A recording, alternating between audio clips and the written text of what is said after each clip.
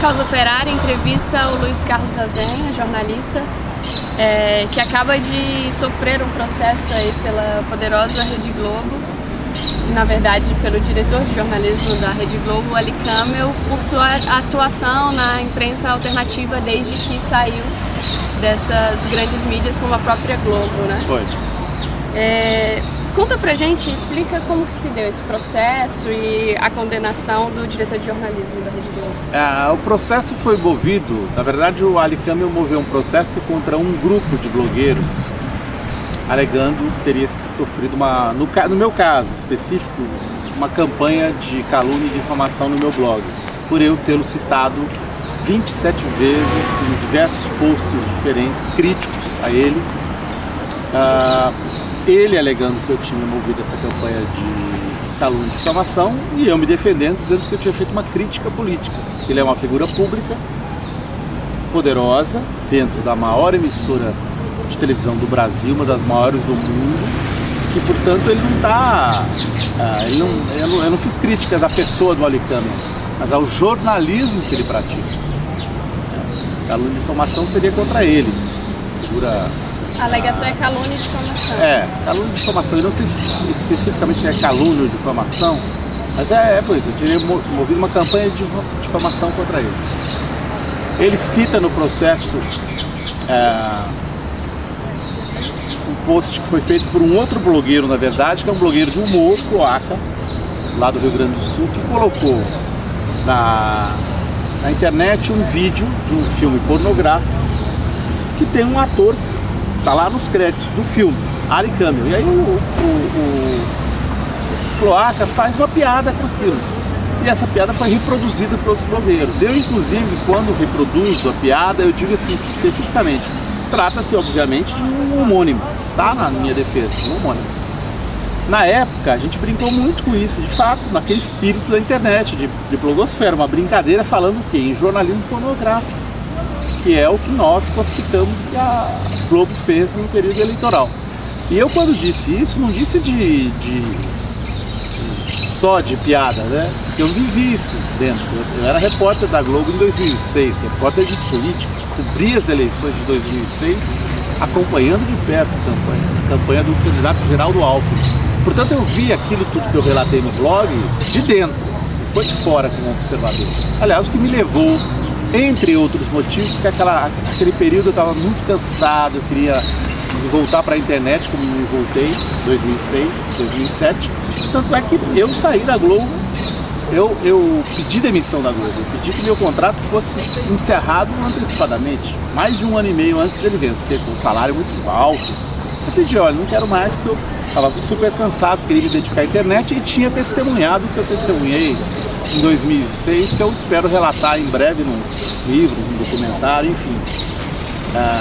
Eu não falei aquilo de orelhada, eu falei tudo que eu falo e sustento até hoje, vai ser sustentado no livro, no documentário, é isso, é que a Globo em 2006 não foi imparcial na nossa avaliação, minha e de vários colegas, alguns dos quais continuam lá dentro. E foi isso que eu disse no blog, em outras palavras, o jornalismo pornográfico. Só que o que acontece, o meu caso não é importante, eu não considero que seja importante. Mas a condenação o conjunto. Foi só sua? Não, a condenação já foram condenados, o Rodrigo Viana e o Marco Aurélio Melo, 2 ex-colegas da Globo. Esses têm processos concorrendo ainda contra o Cloaca e o Luiz Nassif. E o Ali Camel também é processo Paulo Henrique Amorim, mas eu acho que é relacionado a outra situação. Mas ele ganhou na primeira instância no Rio de Janeiro, onde a Globo é baseada, de 3 ex-funcionários da Globo. Eu, o Rodrigo Viana e o Marco Aurélio Melo. Talvez, não é coincidência, nós 3 testemunhamos o que aconteceu em 2006 e saímos de uma forma ou de outra, eles foram demitidos e eu me demiti, parcialmente pelo mesmo motivo. Então, o que eu digo, o meu processo não é importante, o importante é o que está acontecendo na blogosfera em geral, que é a judicialização da política. O que é isso?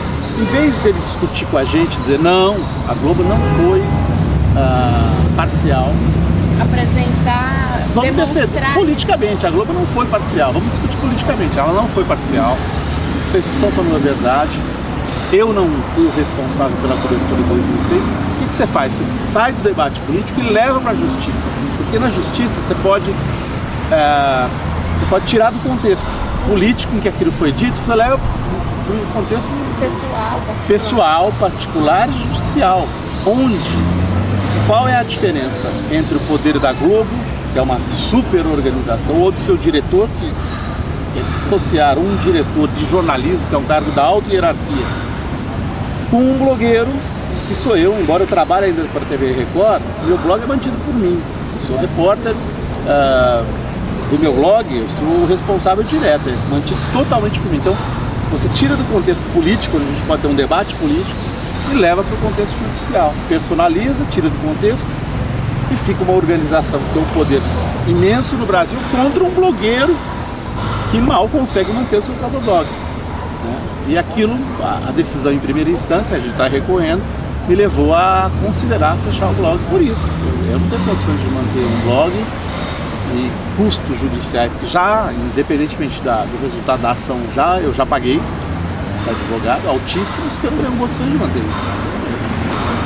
O processo, vocês entraram com recurso? Sim, recurso segunda instância. Vamos até o fim, até o STF, por caso. Porque eles ganharam a indenização de 30 mil reais. Sim, na primeira instância. Né? Isso, estamos recorrendo. Vamos levar e disputar até o fim. São processos individuais, Azen? São processos para cada um dos blogueiros, sim. Cada um deles foi processado. Mas eu queria chamar a atenção que quando a gente fala isso, a gente não está falando como resposta a isso. Os blogueiros se reuniram, porque existe até uma entidade nacional dos blogueiros. Eu sou participante dela e a gente se reuniu e formou um fundo para ser bancado pelos próprios internautas, pelos leitores, para a defesa dos blogueiros. Eu não quero dinheiro desse fundo. Outros blogueiros, Paulo Henrique Amorim, Rodrigo Viana, disseram o mesmo, nós não queremos. Por quê? O que a gente está pensando é macro. Muitos outros blogueiros são processados em condições de defesa muito piores do que as nossas. Eu pude pagar advogado, mas tem uma existem visibilidade muito e tem uma maior. visibilidade, trabalho em televisão, tenho como me defender. Muitos blogueiros, muitos. No Paraná eu tive com o Tarso, do blog do Tarso, que foi levado à justiça eleitoral, TRE local, multou em 106 mil reais. Nas eleições do ano passado. Nas eleições, a pedido do candidato Luciano Dutti, a prefeito, porque ele publicou uma daquelas enquetes não científicas que os blogs em geral publicam na coluna direita. Todo mundo faz enquete em blog porque é legal. Eu não faço, mas uma opinião. Ele foi multado por não ser científica. 106 mil reais, imagina, ele está recorrendo ao TSE e me dizia, olha, eu não tenho condição nenhuma de pagar essa multa, não tenho. Tem que juntar os amigos, etc e tal. Então, isso é para você ter uma ideia. E esse é um blogueiro visível com o público do Paraná. No interior do Brasil está cheio de gente assim. Pense um prefeito do interior, que tenha, por exemplo, a rádio local, que é comum. Ou ele é dono, ou ele tem um amigo, ou ele pertence a um grupo político, tem a rádio local, tem o jornal local ligados. Aparece um blogueiro falando diferente. Qual é o poder desse cara? Ele toma um processo, e tem muitos tomando processo, e ele se cala.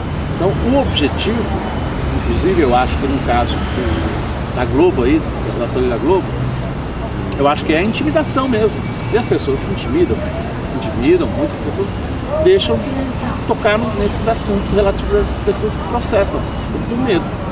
Eu acho que isso é mal para todos. Eu vi alguma coisa no sentido de que nem existia precedente, né, para essas causas, que estão sendo usados exemplos de decisões de fora do país para eu não justificar. sei, esse particular eu não conheço muito bem, porque eu realmente não me preocupo com isso. Eu deixo nas mãos do advogado, eu não fico lá em cima monitorando, acho que o advogado é preparado para isso, eu não tenho conhecimento jurídico, então eu não acompanho muito de perto. E você acha que, você falou o objetivo é a intimidação, Sim. né? E você tinha comentado também esse problema do pensamento único. Sim, porque eu acho que o que os incomoda é a expressão de um pensamento distinto daquele que é o pensamento único, que, em minha opinião, ele é expresso diariamente pelos grandes grupos que controlam a mídia brasileira. São poucas famílias, vamos dizer assim. Você vê até o repórter Sem Fronteiras, que é uma organização conservadora baseada na Europa e nos Estados Unidos, mencionou o Brasil como o país dos 8 ou 9 Berlusconis. Eles fizeram um relatório sobre a mídia no Brasil. É um grupo, não é um grupo de esquerda, vamos dizer assim, o Repórter Sem Fronteiras. E falou de não sei se são 8, eles fizeram um relatório oficial, vieram ao Brasil, visitaram e falaram de 8 ou 9 Berlusconis no Brasil. Que é isso, que é a mídia brasileira. São poucas famílias controlando, expressam um pensamento único.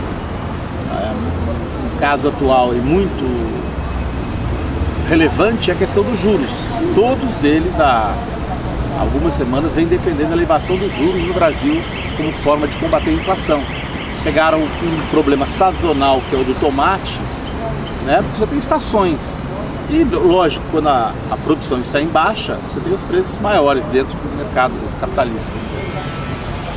E aí pegaram essas questões sazonais e transformaram a inflação de 6 e pouco por cento ao ano como se estivéssemos num surto hiperinflacionário. Defendendo que ainda não é o caso, mas... que não é o caso. Então você tem aí uma defesa como pensamento único da alta dos juros, que foi feito. É só pegar as capas. Estadão, a Folha, Globo, TV Globo, Veja, que são os grupos que mais, Folha de São Paulo, mais fortemente se unem no pensamento único. Eu vi isso por dentro da Globo, por exemplo, vamos dizer, 2005, mensalão, crise do mensalão, aquela cobertura eu vi porque eu era repórter, então eu via as minhas matérias, às vezes, quando eu estava de plantão, fazia a matéria de sábado, que era uma denúncia. Essa matéria de sábado saía na Globo, domingo já era repercutida pelo Estadão, pela Folha, e aí já era como se houvesse uma conspiração mesmo ali, né? Que é a repetição da mesma pauta. Isso, assisti em 2005, eu vi por dentro lá na Globo, isso se repete agora. Você teve um apagão, por exemplo, no início desse ano, era a iminência de um apagão que não aconteceu. Né? Essa pauta única voltada para o neoliberalismo, pela defesa do neoliberalismo em geral e dos tucanos, do PSDB, como o partido que trouxe o neoliberalismo para o Brasil. No particular. Então, são essas duas vertentes: defesa das ideias, dos princípios do neoliberalismo e defesa da prática política cotidiana dos tucanos, do PSDB. As decisões judiciais, então, elas estão indo no sentido de manter o pensamento único, o monopólio? Não sei se todas vão nesse sentido. Né? A gente, inclusive, como blogueiro, o nosso movimento tem tentado se aproximar do judiciário para falar quem somos nós, o que nós representamos, inclusive no STF, tem juízes do STF, porque os próprios juízes são leitores em grande parte dos jornais e consumidores dessa informação, então eles são pegos de surpresa às vezes por algumas críticas que eles veem na internet, então eles não entendem que a blogosfera é um fenômeno novo, que ela tem um jeito de escrever diferente. A gente faz muito uso do sarcasmo, da ironia e do humor. E esses juízes que não estão acostumados com esse, às vezes tomam uma decisão baseada na leitura deles de um mundo que já mudou, já não existe mais. A blogosfera é um fenômeno razoavelmente novo. Então, a gente tem tentado levar os juízes, né, em todas as causas, inclusive os advogados, isso, dizer, olha, nós estamos diante de um fenômeno novo, e essas pessoas representam essa outra forma de fazer jornalismo, que é uma mudança muito grande, que a gente se baseia muito no humor. Né? Você falando isso me lembrou a mídia, a imprensa alternativa que surgiu contra a ditadura militar. Pasquim fazia muita piada, né? Dá para dizer que essa reação da imprensa alternativa é contra a ditadura de hoje? Midiática, também? eu acho que sim, né? Se você assistiu A Revolução Não Será Televisionada, fala sobre o golpe na Venezuela contra o Hugo Chávez, está muito claro que aquele foi um golpe muito midiático. Foi um golpe em que os meios privados de comunicação falavam de uma forma muito uniforme, disseminaram imagens e informações, muitas delas falsas, para criar uma sensação de insegurança e de que o governo Chávez tinha cometido uma violência imensa ao reprimir uma passeata, que não é verdade, houve um confronto. Espalharam isso pelo mundo, isso é reproduzido fielmente, né, no mundo todo, condenação. Para quê? Para justificar um golpe de Estado. Chaves voltou graças a uma reação popular, a uma reação do próprio exército e já a existência da mídia alternativa, porque quem furou o bloqueio da mídia na Venezuela no golpe foram as rádios comunitárias, especialmente, que são muito fortes em Venezuela. Que davam a contra-informação. Que davam a contra-informação, diziam não, o Chaves não renunciou não, ele está preso na verdade. A população desceu dos morros de Caracas para protestar diante dessa informação que rolava nas rádios comunitárias. Não, o Chaves não renunciou. Se dizia o quê? Que o Chaves havia renunciado, havia deixado o poder e por isso Pedro Carmona fizeram essa propaganda toda. Pedro Carmona assumiu.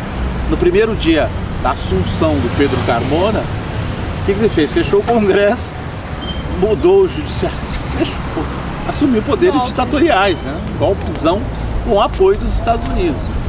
E apoio da mídia brasileira, da grande mídia brasileira, vibrou intensamente com o golpe. Reproduziu essa mesma opinião. Então, o fenômeno é um fenômeno que se dá em todos os governos que são um pouquinho mais progressistas da América Latina. Aconteceu na Bolívia, na Argentina, esse confronto com a mídia, com essa ditadura midiática, se deu em todos os países, na Venezuela, na Argentina, na Bolívia. Não é por acaso, existe um processo aí, né? Nós todos não somos anti-americanos, mas somos anti-imperialistas, né? Os governos sabem, né, discernir o que está acontecendo, quem é que manda, quem é que é a hegemonia, quem é que representa quem. Nós sabemos que essa mídia, além de defender o neoliberalismo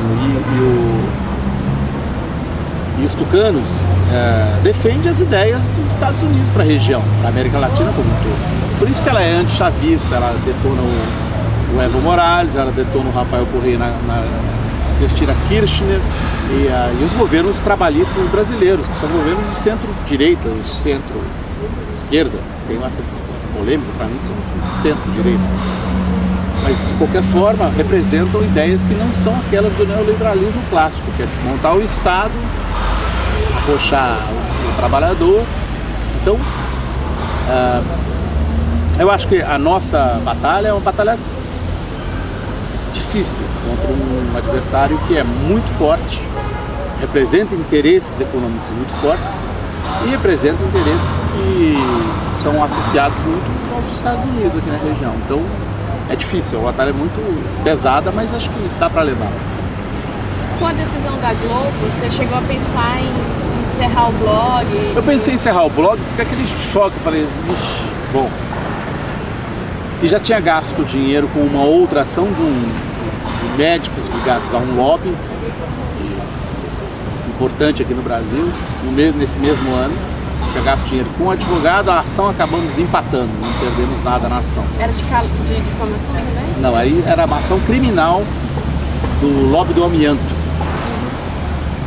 Que o meu blog como tem a Conceição Lemes, que é uma pessoa da área de saúde, muito premiada, escreve muito sobre a questão do amianto no Brasil. Foi uma outra ação em que eu gastei dinheiro pessoal também com o advogado. Então, somando isso, essas duas ações, uma delas a gente se deu bem, a outra a gente foi condenado, está recorrendo. E mais a falta de perspectiva de financiamento para o próprio blog, eu fiquei desanimado realmente com a decisão. Eu fiquei pensando, puxa vida, eu me dedico a esse blog desde praticamente há 10 anos, colocando dinheiro próprio, pessoal, nisso. Me lembrou muito a luta do meu pai. Meu pai foi um militante comunista muito do interior de São Paulo, ligado ao PCB, e ele foi empresário, era um empresário comunista, contradições familiares. Era um empresário e ele perdeu muito dinheiro, faliu praticamente naquela maxi desvalorização do dinheiro da época, que eu não lembro nem qual era, o Jânio Quadros, né? O Jânio assumiu e fez uma maxi desvalorização. Meu pai tinha importado máquinas da Alemanha, se não me engano, faliu ali. Mas ele dedicou muito a vida toda à causa, vamos dizer assim. E o que aconteceu no fim da vida, teve muitas dificuldades financeiras. E aquilo, de certa forma, isso me trouxe um pouco a coisa familiar para a questão. Falava, vixe, estou gastando uma grana para uma coisa super idealista, que eu não tenho retorno financeiro nenhum. E aquilo tudo me fez, né, refletir sobre essa situação. Eu falei, vixe, isso é uma luta que vale a pena, né? Por um momento ali. Mas aí fui convencido por muitas pessoas que me mandaram e-mails, me telefonaram e foram no meu Facebook, falaram, você tá louco, não faz isso, tá doido, você pirou. Tem que continuar. Tem que continuar. E eu, como resultado disso, pensei, bom, acho que tem uma saída. Quem sabe se a gente conseguir implantar uma ideia que nem é minha, do Leandro Guedes, o cara que me ajuda a fazer o blog, não é comum no Brasil, porque o brasileiro não tem tradição de, número 1, pagar pela internet, número 2, de contribuir assim, com esse tipo de jornalismo feito pela internet. Falei, mas isso é muito comum nos Estados Unidos há uns 20 anos, eu tinha visto outras, né? Nesse período que eu saí da Globo e fui morar lá, eu vi muito disso surgindo lá, né? Tem a Real News Network, que é uma emissora de TV via internet, toda sustentada pelos leitores. Isso é comum, né? A PBS espontânea. A PBS, não, espontâneas não, você vai lá e fala, por favor, né? Doe. Mas não tem um valor pré-definido. Não. A PBS americana, a TV pública, também faz isso. Uma parte do dinheiro dela vem de contribuições dos telespectadores. Então, uma coisa com a qual eu já tinha intimidade, falei para o Leandro, diante da reação, eu falei para o Leandro, vamos implantar aquilo que você disse? Vamos testar. Foi implantado, os próprios leitores podem doar, deu um resultado razoável, assim, não sei se vai cobrir todos os custos do blog, que são muitos, né? São horas de trabalho, as linhas continuarão sendo doadas e não vou ganhar nada com isso. Dinheiro para ser investido no blog para produção de conteúdo próprio. Mas a gente gasta com manutenção do blog, gasta com uma série de coisas, telefonemas, viagens, às vezes, né? Você vai a Brasília fazer algumas entrevistas, é dinheiro meu. Então eu tenho que... Mas o resultado foi legal, começou bem assim, a arrecadação. Então, eu acho que a gente vai insistir um pouco, pelo menos, para ver né? Do ponto de vista editorial, mexeu com você? Você acha vai modificar alguma coisa? Não, isso de forma alguma. Não, acho que não. A única coisa que vai mexer é porque a gente deu a possibilidade aos leitores de sugerir pautas de uma forma mais direta.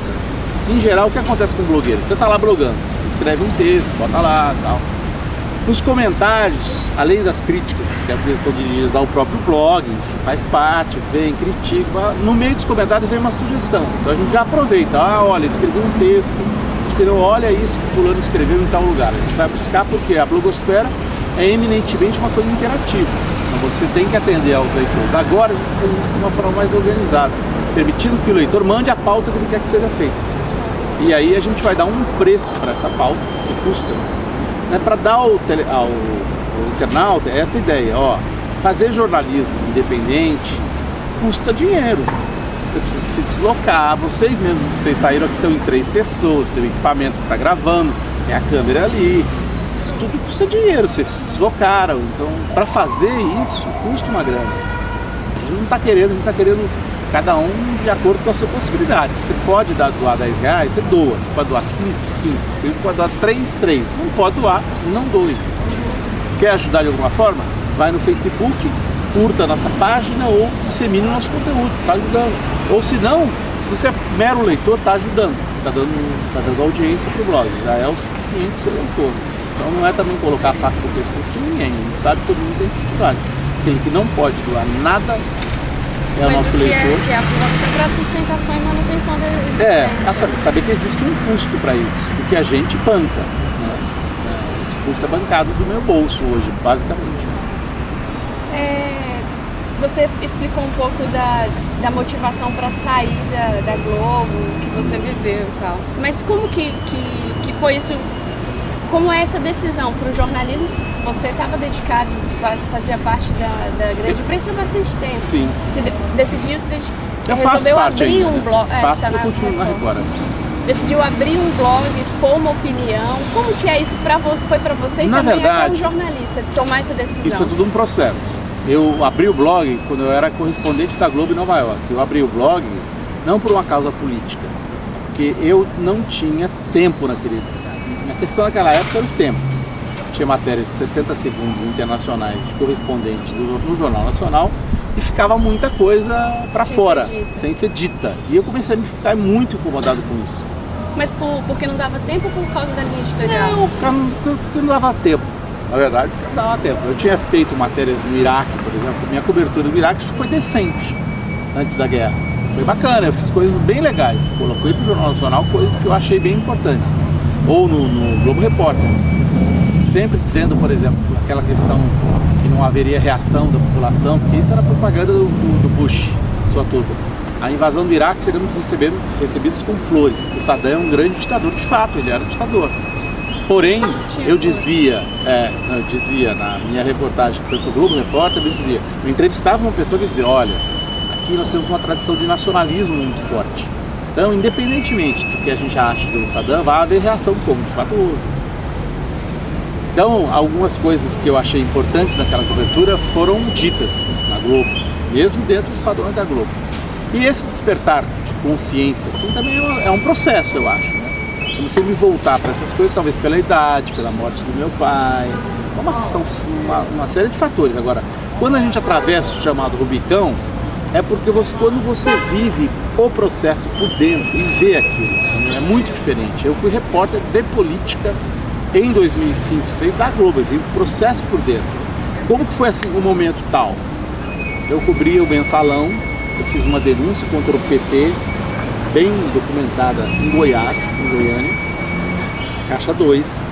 Fui levado para uma daquelas CPIs do Mensalão, não sei qual exatamente foi a CPI dos Correios, eu acho.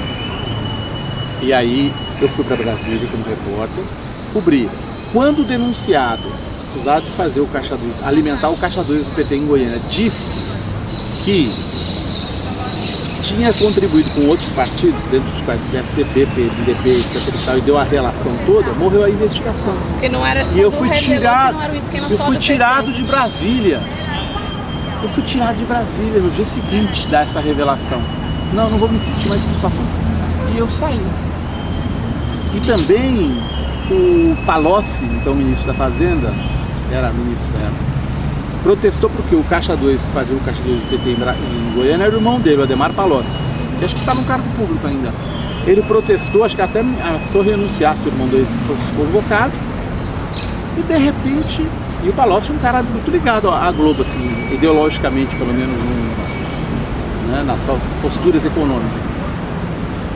E aquilo me despertou, eu falei, gente, a denúncia valia até enquanto era uma denúncia que servia a um determinado...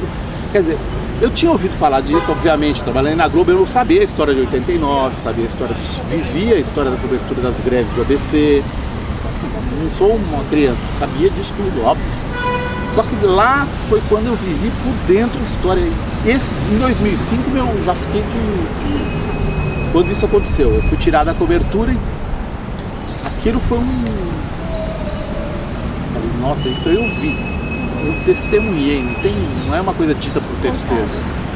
E aí foi o processo, 2005 e 2006. Aí aquilo foi me vendo, passei a ver com outros olhos completamente distintos. Você pode dizer, você é ingênuo, etc e tal, blá blá blá. Não é que eu sou ingênuo, acho que é um processo.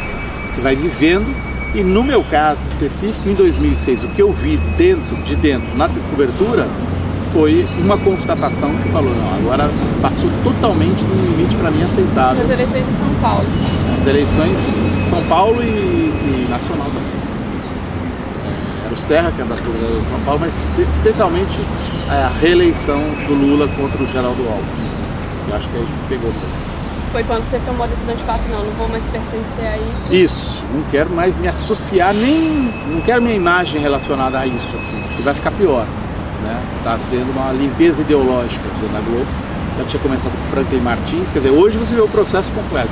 Tinha começado já com o Franklin Martins. Isso que eu ia perguntar, porque foi um período que saiu... Foi um período... Não foi só você, né? Não, então. É um processo que depois você começa a relacionar, né? A figura ao processo. Foi uma limpeza ideológica na Globo. A demissão do Franklin Martins fez parte disso, né? E a demissão do Rodrigo Viana e do Marco Aurélio Melo também fez parte disso, como exemplos para os outros que ficaram. E outros, muitos colegas que estão lá dentro. Não posso identificar, obviamente, e que nos contam de dentro o que está acontecendo, ou o que acontece aqui, o que acontece. Os movimentos, os movimentos, quem é que é colocado para escanteio e quem é que é promovido. promoções muitas vezes estão ligadas a pessoas que reproduzem essa ideia do neoliberalismo, simplesmente qualquer dissidente, né? Dissidente ideológico, é uma caça aos dissidentes ideológicos. Como nós éramos, né? Existe outro repórter que saiu, porque na época, que é o Carlos Dornelles, repórter antigo da Globo, 17 anos, 20 anos ficou lá. Ele saiu porque no Mensalão ele deu uma entrevista, fez uma palestra em Porto Alegre, a qual ele dizia, isso precedeu inclusive a saída do Rodrigo, ele dizia assim, olha, eu acho que tem que investigar o Mensalão, mas também tem que investigar os barões da mídia. E isso acabou sendo reproduzido por um portal de imprensa, não sei qual deles, tomou uma dimensão e aí ele foi encostado, por ele ter dito isso. Então assim, houve uma limpeza ideológica. Ele não foi o primeiro a sair mesmo, ele saiu como parte desse processo. Ele foi encostado, foi para o Globo Rural por um período, aí acabou o contrato, ele não quis renovar o contrato e saiu. Mas foi pelo mesmo motivo. Então você vê que é um grupo de pessoas, né? Alguns dos quais continuam lá, em cargos desimportantes, vamos dizer assim, né? Enquanto os movimentos de promoção são quase sempre de pessoas ligadas a essa ideia essas ideias conservadoras.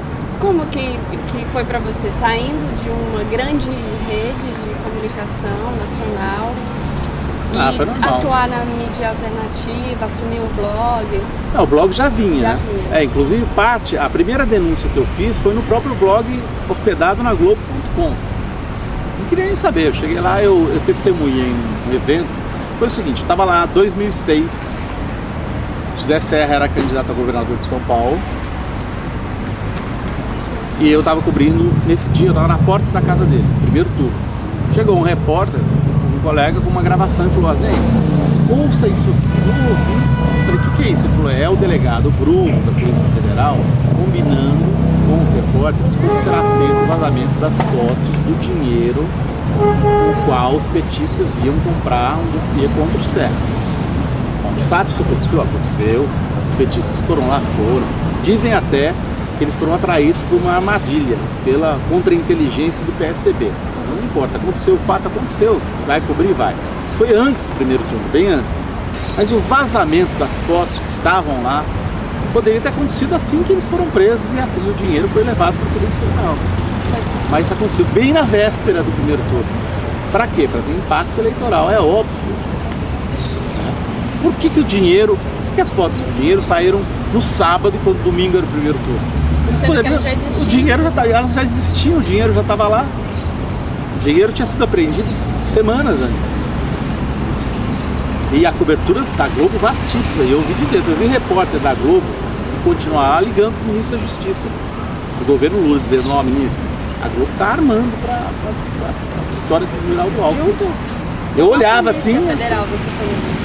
Junto com a gravação era do delegado da polícia. Sim, mas eu estou te contando assim, o que eu vi por dentro, né? O cara ali na frente falando com o ministro da Justiça. Gente, colega meu que está lá ainda. Gente, coisa é braba mesmo, né? Aí o que aconteceu? Quando eu vi a gravação, eu falei, nossa, mas que estranho, posso ouvir de novo? Me lembro perfeitamente. Ele falou, pode. Aí eu peguei um bloquinho de anotação e eu guardo tudo, tá lá na minha casa. Eu comecei a anotar rapidamente, porque eu achei assim, o delegado falava nessa gravação, que tá no meu YouTube, ele falava assim, vocês tiram o nome da Protege, por exemplo, Protege era o nome. O que ele fez? O dinheiro usado pelos petistas estava dentro de sacos da Protege. Ele tirou, ele fez uma parede de dinheiro, montou, cenográfico, né? Eu falo, delegado cenógrafo. Ele montou para impressionar e tirou as fotos, essas fotos que ele distribuiu na imprensa. Ele falava, esse aqui é a foto da Globo. Ele não sabe o que é isso, se ele fez uma foto que ele queria, ele cita lá no meio, ele fala, na conversa ele fala, essa aqui é a foto da Globo. E ele combina horários com os repórteres. Eu achei aquilo, do ponto de vista do jornalístico, eu achei aquilo estranho, né? Nossa, os jornalistas armando com um delegado, e ele disse explicitamente que ele ia jogar a culpa numa faxineira pelo vazamento. E você não vê os repórteres, acho que são 5, protestando, dizendo, não, o delegado vai ferrar uma faxineira quando é você que está fazendo isso. Você não vê os repórteres falando nada, ele fala para usar aqui usa o Photoshop. Eu dou toda a orientação. Ele dá uma... É como se ele estivesse orientando o vazamento. Isso na véspera. A Carta Capital diz o seguinte, a Globo tinha isso, eu não sei se tinha ou não, porque não era a minha área lá dentro, não era eu o repórter. A Carta Capital disse que a Globo já tinha tudo isso. Já estava com a matéria pronta e decidiu que ia ser muito arriscado ela dar sozinha. É por isso que não tem nenhum repórter da Globo no vazamento. Depende do jornal O Globo, não tem nada na TV. Porque ela achou que era muito arriscado colocar aquilo só. O que acontece? Eu ouço essa gravação, eu vou pro meu blog e eu conto essa história. No meu blog, que era hospedado na Globo.com. O meu chefe superior, que hoje é o chefão da Globo, o Schroeder, me liga e fala, ó, Zenha, você colocou isso aí no seu blog? Eu falei, ó, Schroeder, eu não tenho motivação nenhuma, eu tô dizendo pra você que eu vi que eu era uma notícia, eu achei que era relevante do ponto de vista noticioso e botei no meu blog. Vocês não iam dar, eu coloquei. Não, ele nem sabia se eles iam dar, se eles tinham ou não tinham. Não perguntei pra ninguém. Eu botei no blog. Ele falou, mas você estava lá trabalhando. Ele não falou em Aras. Ele falou, pô, você estava lá trabalhando como repórter da Globo. Ele falou, isso é verdade. Eu estava lá como repórter da Globo, mas aí, putz, meu espírito blogueiro, eu botei, eu acho que era relevante. Eu sei que a Globo não deu a gravação, né, no meu momento. A gravação ela foi depois colocada no G1. Também hospedado da Globo.com, assim, meio que me desmentindo, dizendo assim, ó, essa é a íntegra, veja, a reprodução foi uma reprodução mequetrefe. E de fato foi, porque eu ouvi só, não tinha gravação, eu ouvi. Mas a existência da fita e da gravação surgiu por ter sido reproduzida, ainda que mal, no meu blog. A Globo até botou depois, né? Botou a gravação no G1, não botou na televisão. Eu acho que era relevante para o telespectador formar entendeu? Olha, esse aqui é o dinheiro. E essas fotos foram divulgadas, olha aqui, isso é gravação mostrando como o delegado vazou. É isso, mostra, né? É isso que aconteceu, esse aqui é o bastidor, é notícia, porque olha, mostra como foi. E como normalmente deve ser. Como normalmente deve ser, entendeu? Era revelador nesse sentido, que eu acho que era importante para o telespectador. Eu entendo porque a Globo não colocou no ar. Porque muitos dos vazamentos são assim. Acontecem nesse... comprometem o que é dito como imparcialidade da mídia. Na véspera da eleição, o delegado chegou com um monte de foto. Combina com o repórter nesses termos. Está lá no YouTube, quem quiser ver, já tem um monte de milhares de pessoas foram lá conferir. Tem lá 10 minutos de gravação. No dia seguinte, o que foi pior é que, por exemplo, repórteres que tinham testemunhado a gravação, fizeram parte da gravação e, portanto, sabiam de onde tinham sido a foto. Uma repórter da Folha, no dia seguinte, ainda isentou o delegado de culpa, sabendo que ele tinha sido vazador, porque como ela estava presente na gravação, ela sabia que ele tinha sido vazador. Teve a cara de pau de escrever no jornal que o delegado ou que o delegado disse que atribuiu o vazamento a fulano e fulano, quando ela sabia, portanto, pelo menos sabe, é muito... Esse foi o seu momento de... Esse foi o momento que meu blog bombou, que veio todo mundo, que gravação é essa? Tanto que o G1 foi obrigado a dar depois a gravação na íntegra. Né? Internamente, o Rodrigo Viana ligou para um repórter encarregado, eu citei a gravação. Não quero mexer com isso, etc. A gente achou que era relevante jornalisticamente, não preocupado se o Lula vai se reeleger ou não, é óbvio. Ideologicamente, a gente prefere o Lula ao Geraldo Alckmin. Estava claro, óbvio. Se ficar essa conversinha de jornalista isento, você faz... Todo mundo sabe, tem uma opinião, tem o seu voto, etc. Agora, do ponto de vista jornalístico, a nossa justificativa era essa. A gente achou que era relevante jornalisticamente divulgar a gravação para saber como a mídia também trabalha. Que é justamente o que ninguém revela, né? Que ninguém revela, e é importante para o telespectador, para o leitor de blog, é assim que funciona a coisa. É como você entrar na cozinha de um restaurante. É aqui, é assim que se faz a salsicha e a linguiça, assim. Aí nesse momento você falou, não, eu vou fazer por minha conta própria. Não, nesse momento eu continuei na Globo. Nesse momento eu publiquei, o Raimundo Pereira me ligou para saber o que eu... Ele escreveu a matéria da Carta Capital e disse, eu não estou aqui numa situação, não dá entrevista para você não. Foi a eleição, passou a eleição, foi o segundo turno, né? fotos do dinheiro foram parar na propaganda eleitoral do Geraldo Alckmin. Aquela foto, né? A foto da Globo, talvez seja. A parede do dinheiro saiu na capa dos jornais no dia da eleição. E é uma capa muito significativa. Se vocês olharem, tem assim a capa do Estadão e da Folha lado a lado. A manchete é a queda do avião da Gol. Aí a foto da parede de dinheiro nos dois, com o mesmo tamanho. E embaixo uma foto do Lula de capuz, como se fosse um bandido. Nas duas, quer dizer, parece que foi planejado, mas não, é a aparelho ideológica. É o pensamento único. Pensamento único expresso. Essas capas são sensacionais, né? É preciso ver as capas para acreditar que isso realmente tem na internet. É justamente esse senso que eles impedem quando não revela esse tipo de coisa, né? Do leitor veio falar, não, mas por que agora? Como isso chegou? De onde saiu? E não é só o leitor, é também o cara que está andando na rua que não lê o jornal e vê a manchete na banca, né, pendurada lá. Então uma denúncia dessa com aquela foto do dinheiro. Então não é só o leitor. O leitor é pouco, né? No Brasil como um todo, mas é a repercussão que isso gera. Porque as mídias saiu na internet, etc e tal. Mas o cara tá passando na banca, às vezes ele nem é leitor da Folha, do Estadão, do Globo. Ele tá passando, ele olha e fala, nossa, o dinheiro aí, foto do dinheiro e tal. Já aí a corrupção, olha o Lula aí de capuz, esse bandido. Ele não impacta. Nesse sentido, qual o papel que você acha que os blogs, a mídia alternativa, as próprias redes sociais têm cumprido e devem cumprir, assim, né? É difícil, porque o papel é um papel para a política restrito, né? Você tem a internet muito grande, as redes sociais muito grandes, mas elas estão voltadas, acho que especialmente para o ego das pessoas. Então a rede social, ela é... Eu não acho que seja essa maravilha toda que as pessoas cantam, porque ela também tem esse lado da egolatria. Então, se publica lá, hoje estou deprimido, hoje estou bem, hoje estou feliz, né? Essa coisa voltada para si próprio, si mesmo. Nas redes sociais, ela tem muito disso. Tanto é que eu acho, por exemplo, compartilhamentos da Fazenda ou do Big Brother devem ser muito maiores do que um texto político nas redes sociais. Então eu não sou crente nessa história, da grande transformação, não. As redes sociais, elas promovem muito a questão da egolatria também.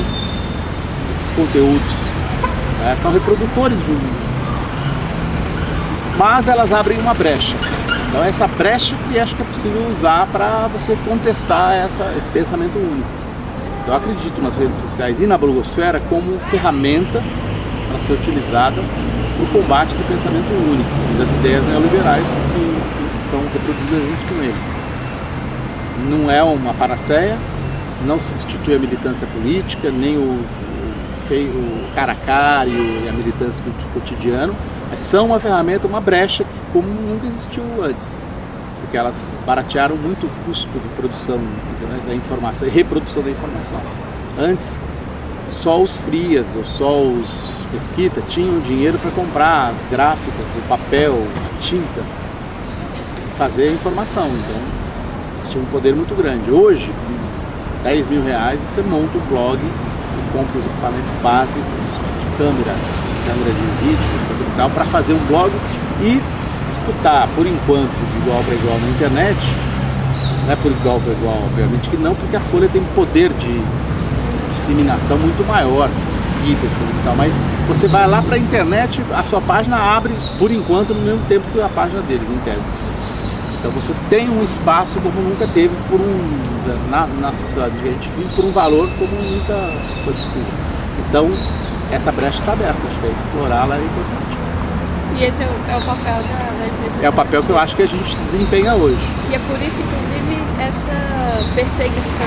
Sim, porque como não dá para dentro do... Veja bem, nós estamos falando dentro do campo da sociedade capitalista, etc. Como não dá para reprimir isso, porque você teria que ir muito contra o seu próprio discurso de defesa da liberdade de expressão, etc. e tal, você tira do debate político e leva para a justiça, que é conservadora, mais conservadora ainda no Brasil do que...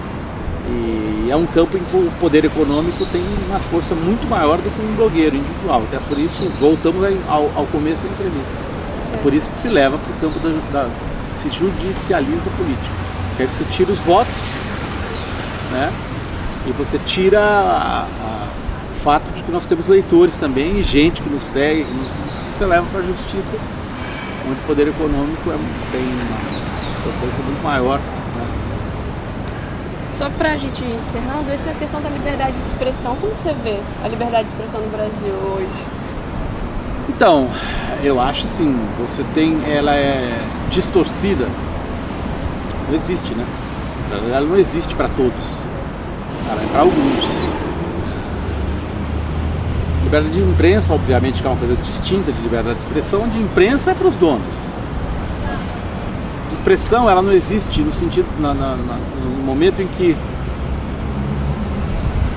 nem todos podem falar, né? Se você olhar, são algumas famílias que controlam os meios, são todos concessões públicas, você tem uma repressão às rádios comunitárias, você não tem financiamento para blogs ou mesmo para jornais do interior, você tem no mundo um momento em que existe uma grande concentração dos meios, crescente, que não é um fenômeno brasileiro, é um fenômeno mundial, desde o neoliberalismo e da globalização, são fenômenos paralelos e que se confundem às vezes. Você teve um processo de fusão, você tem alguns pequenos grupos, então é um processo mundial no qual o Brasil se enquadra. Alguns grandes grupos, eles têm muito mais liberdade de expressão do que o jardineiro aqui. Porque o jardineiro, ele não tem que mandar uma carta para o jornal, se ele for criticado pelo jornal, ele tem que mandar uma carta para a sessão de leitura do jornal. Eles lá selecionam quais as cartas, publicam um pedacinho. No Brasil nem direito de resposta você tem. Então vamos voltar um pouquinho aqui, em vez de falar de liberdade de expressão. O direito de resposta no Brasil acabou quando a lei de imprensa foi derrubada pelo STF. A lei de imprensa foi derrubada pelo STF com o argumento de que ela era um entulho autoritário da ditadura. De fato, mas ela garantia o direito de resposta. Não foi, nada entrou no lugar. O direito de resposta, qual a importância dele?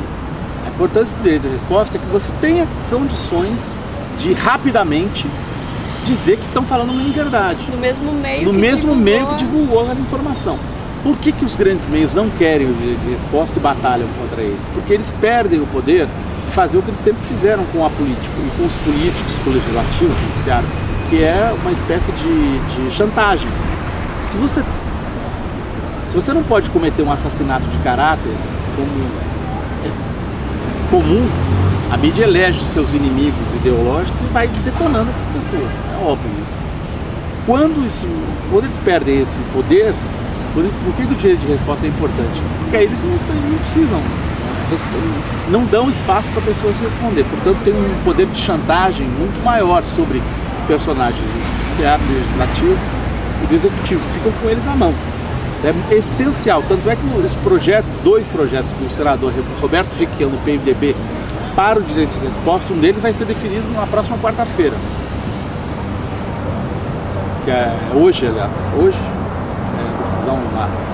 Ele não consegue levar adiante os projetos, porque as organizações da grande mídia, a ABERT, que representa a radiodifusão, não permite, quer dizer, faz o lobby e derruba os projetos.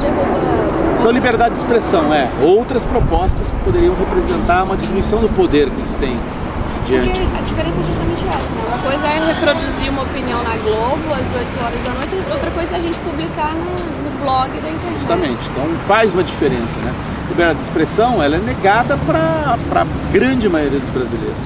Por quê? Porque a mídia, ela é concentrada, é um fenômeno mundial, mas no Brasil ela é concentrada. No Brasil, a Globo representa 60% das verbas publicitárias.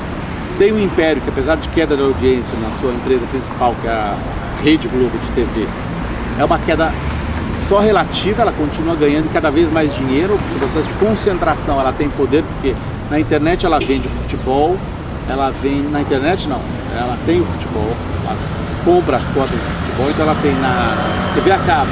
O que ela deixa de crescer, o que ela diminui de audiência, ela está ganhando de outro lado. A TV a cabo ela tem parte da DET, tem várias emissoras de TV diferentes, vende conteúdos como futebol, Big Brother, então ela, na verdade, o poder da Globo está aumentando, não diminuindo no Brasil. Essa concentração muito grande. Então, qual é a liberdade de expressão que tem uma pessoa que não tem parceria com a Globo? É diminuta. Lembrando, radiodifusão são concessões públicas. Só que são no Brasil concessões eternas para essas famílias que não são questionadas. Elas deveriam ser renovadas periodicamente, com a participação da população que pudesse dizer, cria e faz o meu blog. No meu blog o leitor diz lá, ô Azenha, está insistindo nesse assunto, sai fora, vamos para outro. Na Globo você não faz isso. A programação é definida por ela, de acordo com critérios de audiência, de ideológicos, políticos, etc. e tal, e acabou. Quer dizer, na renovação da concessão, o público deveria dizer, não é essa TV que a gente quer. A gente quer ver outra coisa. Quer ver outra coisa.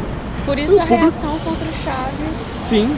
Quando eles inclusive acusaram o Chaves de estar restringindo a liberdade de expressão, mas não, como então, se a liberdade de expressão da Globo fosse... Exatamente.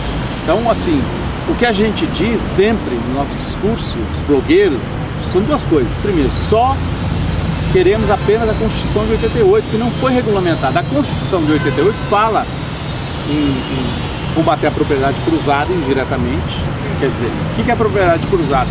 O mesmo dono, o mesmo proprietário ter uma emissora de TV, um jornal e uma emissora de rádio na mesma cidade. É o que a família Marinho tem no Rio de Janeiro, por exemplo. Tem o maior jornal, o Globo, matou o outro, o Jornal do Brasil. Tem a TV e tem rádio, AM e FM, na mesma cidade, no mesmo mercado. Isso é uma das coisas da propriedade cruzada, que está prevista na Constituição. Outra coisa na Constituição prevê a diversidade regional. Se de alguma forma, constitucionalmente, regulamentar a Constituição, promover a diversidade regional, que é importante. Você tem que respeitar os interesses regionais do Nordeste brasileiro, os sotaques do Sul. Isso está previsto na Constituição, então isso a gente pede. Outra coisa que a gente diz é o seguinte, nós não queremos menos mídia, a gente quer mais mídia. Então não tem nada com censura, que absurdo.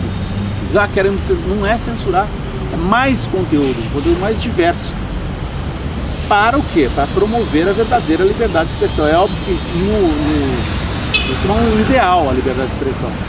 Mas é pelo menos se aproximar mais dessa ideia de que todas as pessoas podem falar, né? Através de blogs, através de direito de resposta, né? Através de jornais regionais ou jornais locais, que o cara tenha condições de montar o jornal de bairro dele, a rádio comunitária dele.